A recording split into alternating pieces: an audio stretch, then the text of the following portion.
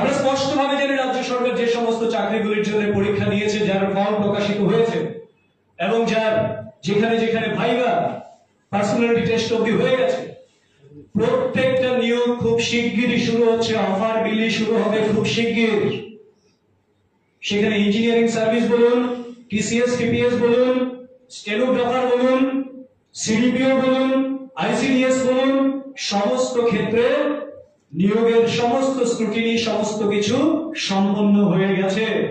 কাজেই প্রত্যেকেই যারা যারা যোগ্য হিসেবে যারা কোয়ালিফাই করেছেন প্রত্যেকেই তারা চাকরি পাচ্ছেন। এবং শুধু তাই নয়, আপনাদেরকে বারবার একটা কথা বলে বিভ্রান্ত করে যে জেআরবিটি দিচ্ছে না, জেআরবিটি দিচ্ছে না। আমরা তো জানি জেআরবিটির ব্যাপারেও ফাইনাল স্ক্রুটিনি হচ্ছে।